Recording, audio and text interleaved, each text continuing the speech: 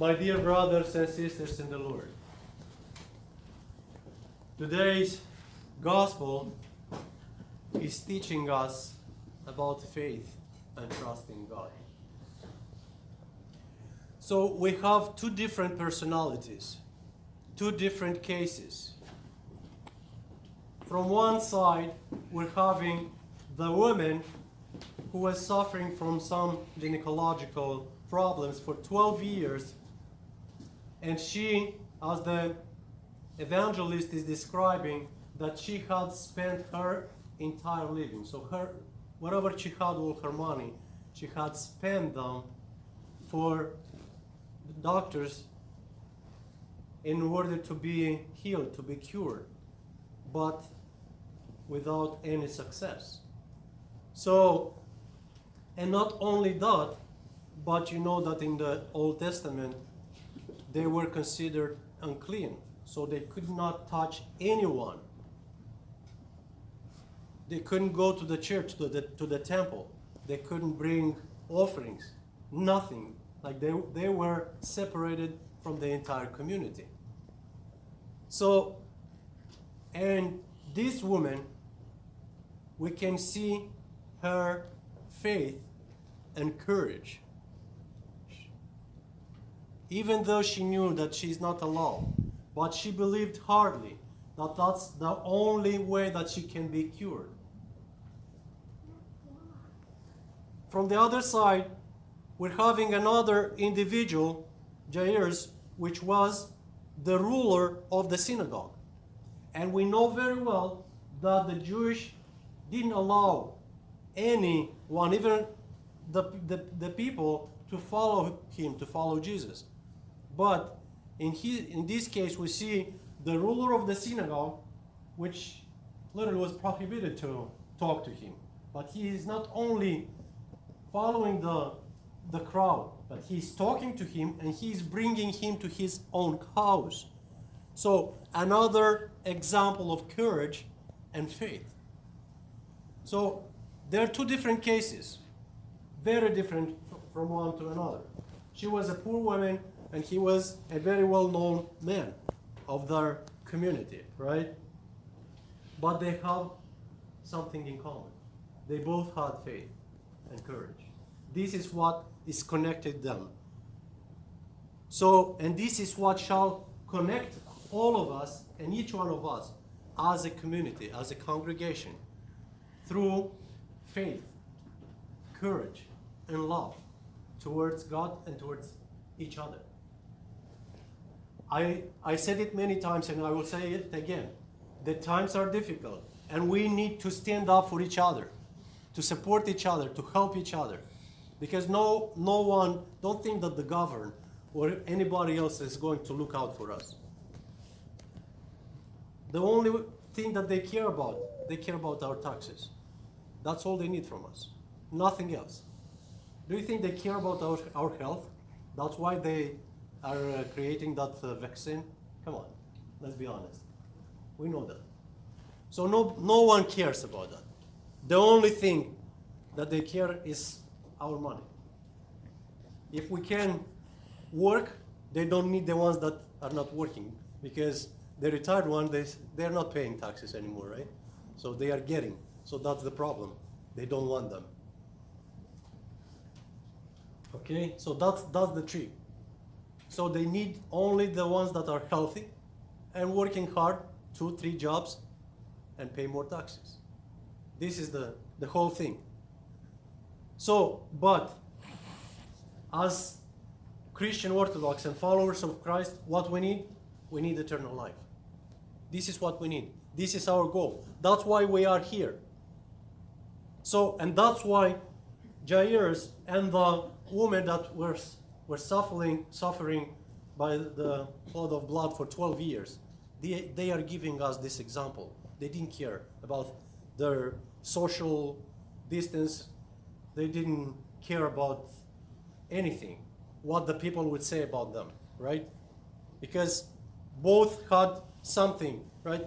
She couldn't touch and he couldn't talk to him, but they both approached him, right? So this is what we are missing today. Oh, we were told to stay home and watch the liturgy from our devices. Instead of going literally to touch him, to get in communion with God, we stayed home. So, if I will show you a picture of a nice plate, just by watching it, can you feed your hunger? No, of course. You're just looking and it makes you more hungry, right? So the same thing. Watching through the TV, wherever you, through any device, the service, it makes you more hungry because you want to partake, to be connected with Jesus. And you cannot do that through the device. We need to touch him. This is the example that the gospel is giving us today. And see, she didn't touch literally him, just the edge of his robe, because she was afraid to get closer. But she knew that even if she would do that, she will be cured. And that's why we have the relics. That's why we have the clothes of the Holy Fathers, and we are venerating them. We're not worshiping, we're venerating. It's a huge difference between worshiping and venerating. So we are venerating them. And how many of us were cured through icons, through relics, and other items that belong to the holy ones, right? And it's a clear example in today's gospel. But not only that, like Peter, his shadow cured the people, right? Just his shadow. See, it's the grace that they had faith today in this gospel. It's a big example of faith, trust, and courage for us, because many of us today are failing in deep into anxiety and stress and other things that are bringing us down. But he is telling to the woman, have courage. Your faith had made you well. And to Jairus, he is telling him, when the people from his house, his servants came and said, do not bother anymore the teacher, because your daughter is dead. And the evangelist says that he heard that. Probably he knew that because he's God.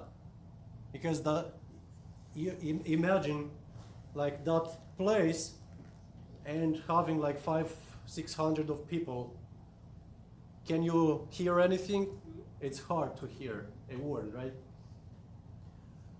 That's why when he asked who touched me, Peter said, the Lord, you're asking who touched you. Look, like they are pushing you like hardly. So when you're asking who did touch you, but he wanted to discover and to show, because as I said in the beginning, that she was considered unclean. And he wanted to show us and discover this, that unclean is what we are doing and what we are thinking. It's our thoughts and our deeds. These are unclean. Okay? And for God, he has the power to cure and cleanse everything. And just by one small touch, he can cure our heart and our soul. But it's more dangerous what comes out from our heart, because all the envy, evil, and bad words and actions are coming out from our heart. Okay? So this is what we have to work on, to purify our soul, to purify our heart, to cleanse it spiritually. And after this discussion, he is addressing to him just to believe, not despair. And he is going with Jesus while everyone was weeping hardly and beating their chests. And he is telling them, do not weep. She's not dead. She's just sleeping. Here he wants to show us his power even over death. But, see, because we are thinking logically, but faith, belief, is above the logic. We are thinking logically. They laughed at him. All the people except the father and the mother of the daughter. So, by knowing and seeing the miracles he was performing, they still doubted. They still laughed at him. Right? So, and that's why he took them out, all of them, because he didn't want to share with them, because in the case of the woman, he did it openly for her to share with the people surrounding them what had taken place. But in this case, he strictly is telling them, do not tell anyone. After he took her by hand and said, daughter, arise. And the evangelist saying that her soul came back, and she came back to life.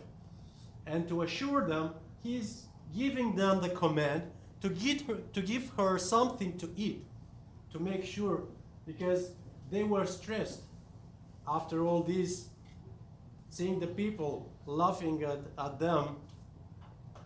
So, while by eating, they were sure that that's not a phantom, because the spirits, the phantoms, they're not eating, right?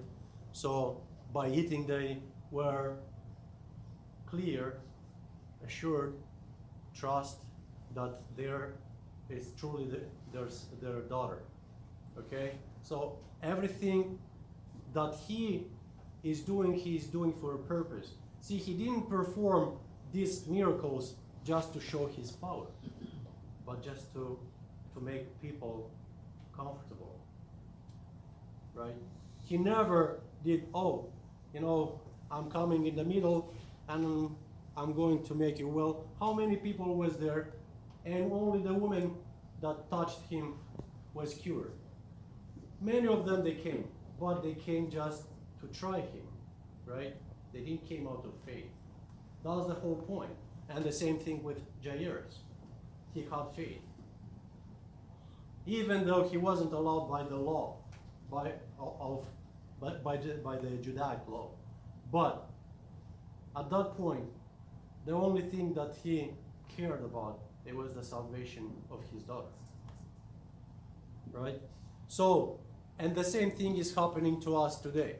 We're not allowed by the law, by the government, by the church, to go openly to the church without mask and to kiss the icons and whatever, right?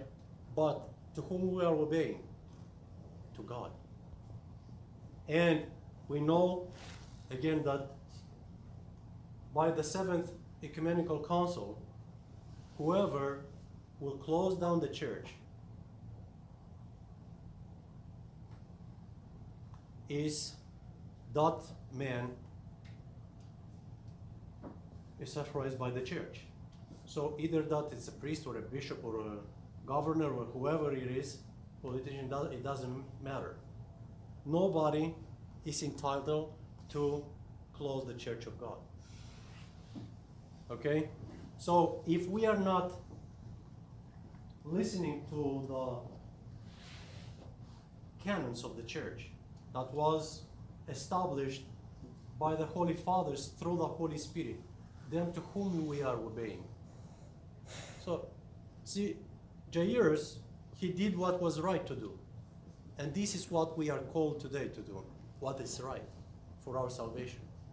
Because our soul lives in the darkness, spiritual death, and we are running today to ask Jesus to raise our soul from the darkness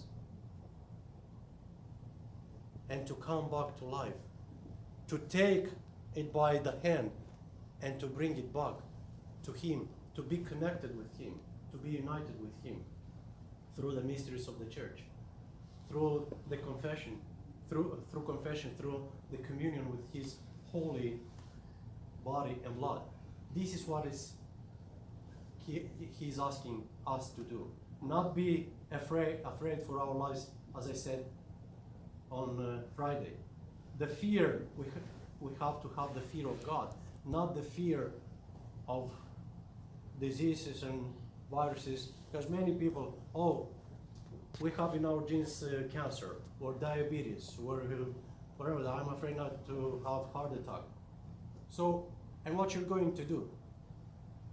You just trust God, have faith, and follow God, and He will take care of everything. So, and if you're afraid of anything of that, so you're going to save your life or add to a day to your life or even a second? No, only through faith. And we saw that multiple times. So that's the thing. Being afraid to save our life, to live more, what is the point to live and suffer? I prefer to die and be with God than to live in fear of that something can happen to me. So, see, like looking at the history of the church, all the saints, they were happy to die, but because we lost the connection with God, we are afraid. It's good to think about death, because this will make us open-minded, thinking more, right? Not to do anything bad to make God upset with our actions. This is what we shall do. Not being afraid of anything. Fear. Fear not to make God upset. This is the true fear. Everything else, who cares? So, I'm calling you, my dear ones, today to take the example of Jairus and these women of today's gospel and follow them, and along with them follow Christ, the one who shed His precious blood for us and our salvation. Amen. God bless you all.